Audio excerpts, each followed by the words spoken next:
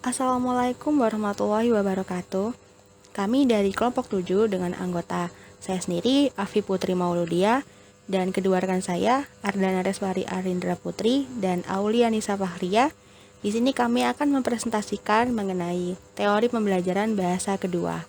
Sebelumnya, kita sudah mempelajari pemerolehan bahasa pertama, sedangkan pada kali ini kita mempelajari pembelajaran bahasa. Tahukah kalian bahwa pemerolehan bahasa dan pembelajaran bahasa itu berbeda? Pengertian pemerolehan bahasa berbeda dengan pembelajaran bahasa. Menurut Stephen Decretion, pemerolehan bahasa mengacu pada kemampuan linguistik yang telah diinternalisasikan secara alami atau tanpa disadari dan memusatkan pada bentuk-bentuk linguistik atau kata-kata. Sedangkan pembelajaran bahasa memiliki pengertian yang sebaliknya, dilakukan dengan sadar dan merupakan hasil situasi belajar formal. Konteks pemerolehan bersifat alami, sedangkan pembelajaran mengacu pada kondisi formal dengan konteks yang terprogram.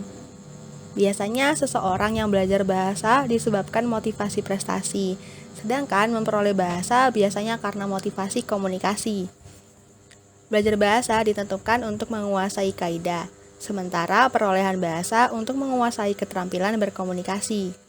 Menurut Stephen Decretion, sistem pemerolehan adalah proses penguasaan bahasa kedua secara bawah sadar. Maksudnya, formulasi kaidah-kaidah bahasa sasaran dilakukan dan diinternalisasikan secara bawah sadar. Dalam sistem ini, yang dipentingkan adalah isi pesan, bukan bentuk linguistiknya atau gramatika wacana. Berbeda dengan sistem belajar, di mana terjadi proses asimilasi dan rasionalisasi terhadap kaidah-kaidah bahasa kedua sebagai hasil dari pengajaran formal tentang tata bahasa.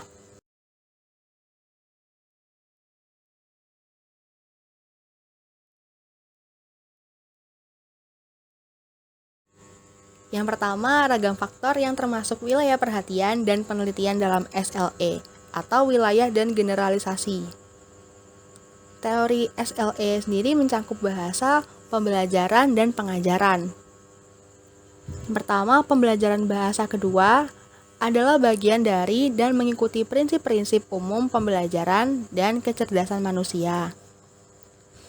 Kemudian, kepribadian, cara orang melihat dirinya sendiri dan mengungkap dirinya sendiri dalam komunikasi. Lalu, pengetahuan tentang pembelajaran bahasa pertama pada anak-anak memberikan wawasan untuk memahami SLE. Lalu variasi besar pada gaya kognitif di antaranya para pembelajar dan juga pemilihan strategi yang berbeda pada setiap pembelajar. Lalu kontras-kontras linguistik antara bahasa asli dan bahasa sasaran menciptakan pangkal kesulitan dalam mempelajari bahasa kedua. Baik, pada slide kali ini saya akan membahas tentang hipotesis dan klaim. Teori SLA atau Second Language Acquisition sesungguhnya merupakan seperangkat hipotesis atau klaim yang saling berkaitan mengenai bagaimana orang menjadi cakap dalam bahasa kedua. Dalam ikhtisar temuan-temuan riset tentang SLA, Lakebone membuat klaim-klaim sebagai berikut. Yang pertama, orang dewasa dan anak remaja bisa memperoleh bahasa kedua. Yang kedua, para pembelajar menciptakan antar bahasa yang sistematis yang sering ditandai dengan kesalahan-kesalahan yang sama sistematisnya dengan kesalahan anak-anak yang mempelajari bahasa tersebut sebagai bahasa pertama, dan juga orang-orang lain yang mendasarkan diri pada bahasa asli mereka sendiri. Yang ketiga, ada bagian yang bisa digunakan dalam pemerolehan, sehingga struktur-struktur tertentu harus diperoleh sebelum yang lainnya bisa dipadukan. Yang keempat, praktek belum tentu menjadikan sempurna. Yang kelima, mengetahui kaidah bahasa bukan berarti orang akan bisa menggunakan bahasa itu dalam interaksi yang komunikatif. Yang keenam, koreksi kesalahan secara eksplisit dan terpisah biasanya tidak efektif dalam mengubah perilaku berbahasa. Yang ketujuh, bagi kebanyakan pembelajar dewasa, pemerolehan berhenti sebelum belajar meraih kecakapan dalam bahasa sasaran yang mendekati kefasihan penutur asli. Yang kedelapan, orang tidak bisa mencapai pemahaman menyeluruh pada bahasa kedua yang mendekati penutur asli bahasa tersebut dengan 1 jam sehari. Yang kesembilan, pembelajar memikul beban berat karena bahasa sangat kompleks. Yang ke-10, kemampuan seorang pembelajar untuk memahami makna bahasa menurut konteksnya memperluas kemampuannya untuk memahami bahasa yang dilepaskan dari konteks dan untuk memproduksi bahasa yang kompleksitas dan akurasinya setara. Berikutnya, ada beberapa pernyataan serupa yang dibuat oleh Lightbound dan Spada yang menegaskan sejumlah mitos tentang SLA. Semestinya tidak perlu dianggap benar. Berikut adalah beberapa ide populer, dalam tanda kutip, yang bisa jadi tidak ditopang dengan riset. Pada umumnya, bahasa dipelajari melalui peniruan. Yang kedua, biasanya orang tua mengoreksi anak-anak ketika mereka membuat kesalahan. Yang ketiga, orang dengan IQ tinggi adalah pembelajar bahasa yang baik. Yang keempat, semakin dini bahasa kedua diperkenalkan di sekolah, semakin besar kemungkinan berhasillah dalam pembelajaran. Yang kelima, kesalahan terbanyak yang dibuat oleh para pembelajar bahasa kedua disebabkan oleh tumpang tindihnya dengan bahasa pertama. Yang keenam, kekeliruan-kekeliruan pembelajar seharusnya dikoreksi saat itu juga, demi menghindarkan terbentuknya kebiasaan buruk. Seluruh klaim semacam itu adalah pembuka bagi penyusunan teori. Saat kita secara cermat menguji tiap-tiap klaim, mengimbuhkan beberapa hal, dan kemudian menyulingnya menjadi hipotesis yang kokoh, dengan begitulah kita bisa memulai membangun teori. Lalu, pada kriteria kepraktisan teori, bagaimana kita tahu bahwa kita memiliki komponen-komponen jitu bagi teori SLA? Jawabannya ada pada teori kaos atau teori kompleksitas. Antara teori kaos dan teori SLA menyampaikan bahwa SLA adalah sistem yang dinamis, kompleks, dan tidak linear yang tidak ada bedanya dengan fisika, biologi, dan ilmu-ilmu pengetahuan lainnya.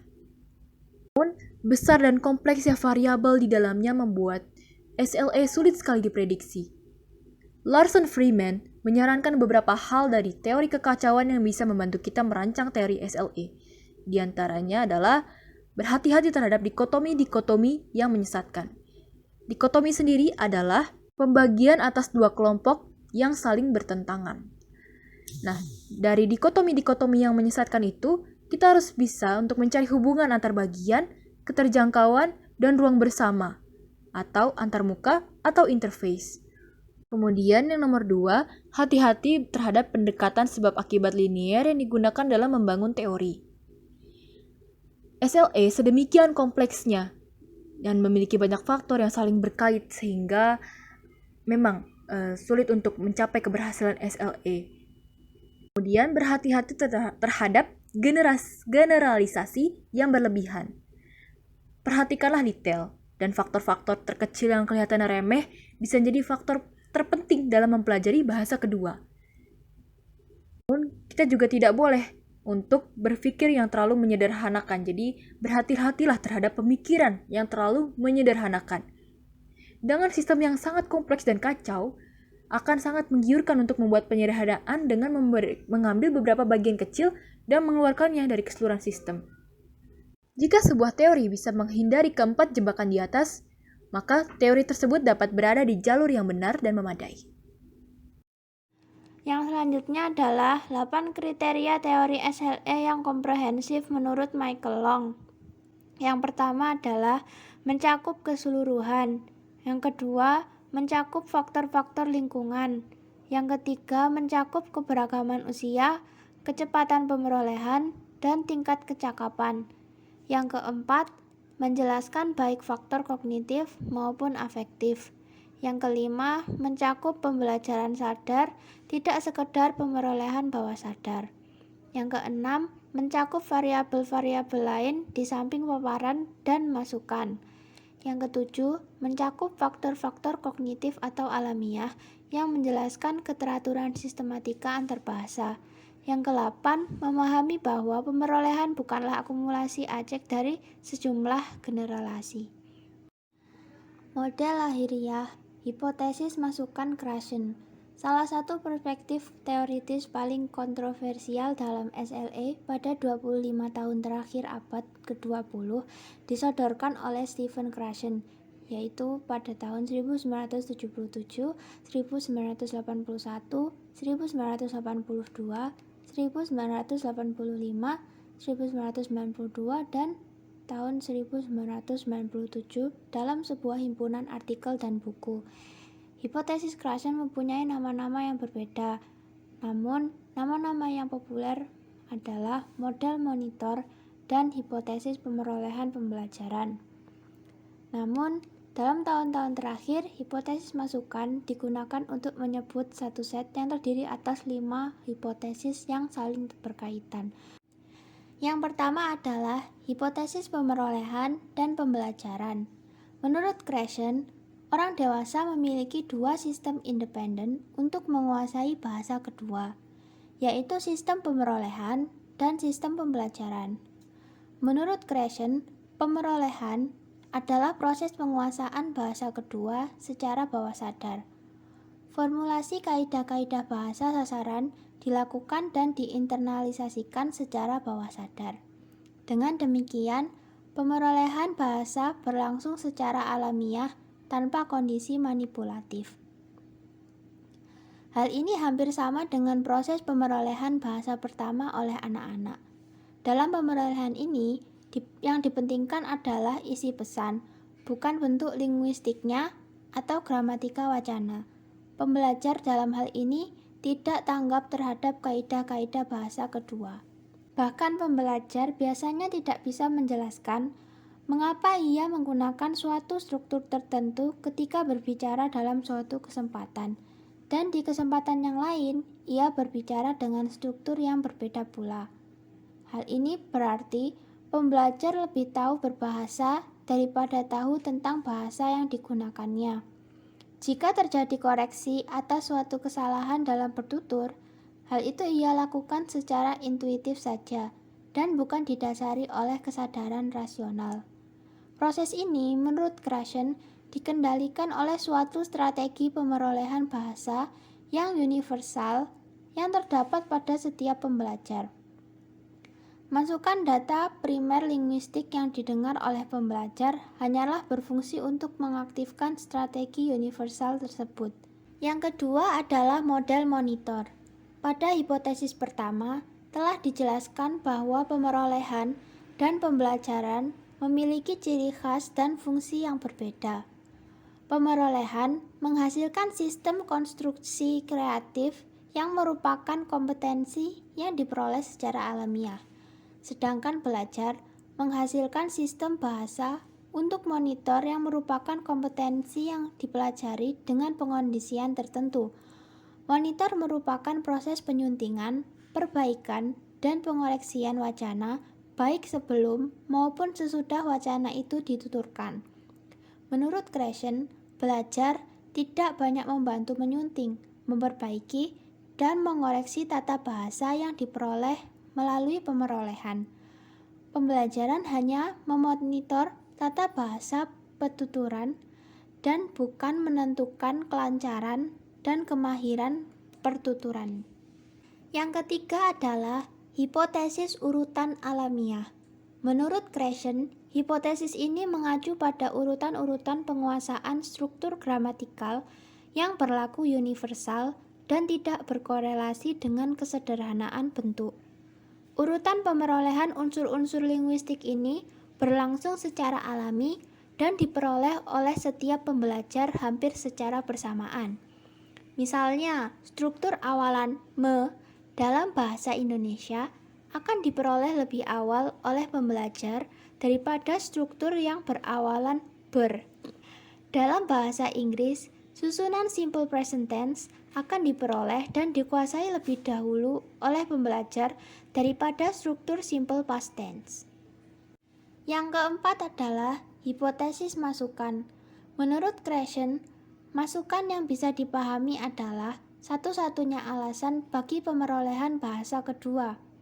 Hipotesis masukan menyatakan bahwa kondisi bagi terwujudnya pemerolehan bahasa adalah ketika si pembelajar memahami, yaitu melalui mendengarkan atau membaca, masukan yang strukturnya mengandung hal yang sedikit melampaui tingkat kompetensinya. Bahasa yang dipaparkan kepada para pembelajar seharusnya sedikit di atas kompetensi mereka dan masih bisa mereka pahami, tetapi tetap bisa menantang mereka untuk berkembang. Yang harus diperhatikan adalah bahwa masukan ini tidak boleh terlalu jauh di luar jangkauan sehingga mereka kewalahan atau terlalu dekat dengan tingkat mereka saat ini, yang menyebabkan mereka tidak tertantang sama sekali. Yang terakhir yaitu hipotesis saringan afektif, yang berarti variabel afeksi memainkan peranan yang sangat penting dalam pemerolehan bahasa kedua. Penyaring afeksi akan menjadi longgar jika pembelajar bahasa kedua dalam keadaan tenang, senang, tidak gugup atau takut. Dengan demikian, informasi yang diperoleh bisa masuk dengan mudah ke dalam otak. Dalam pengajaran bahasa kedua, bila pengajar berhasil menciptakan suasana kelas yang segar dan bebas rasa takut, maka masukan informasi akan terserap lebih dalam karena pembelajar lebih berani mengambil resiko. Sebaliknya, jika pembelajar selalu merasa takut, gelisah, lelah, malu, dan segan, maka penyaring afektif akan tertutup rapat sehingga masukan yang diterima tidak bisa dicerna dalam otak. Sehingga dapat dikatakan pemerolehan bahasa kedua tidak berhasil dengan baik. Dari semua hipotesis yang dikemukakan Krashen ini, dapat disimpulkan bahwa penyaring afektif merupakan penghalang bagi masukan-masukan bahasa kedua. Diterima atau tidaknya masukan bahasa kedua sangat tergantung pada kondisi penyaring afektif dari pembelajar. Terima kasih telah melihat presentasi dari kami. Mohon maaf jika ada kata-kata yang salah atau kurang. Wassalamualaikum warahmatullahi wabarakatuh.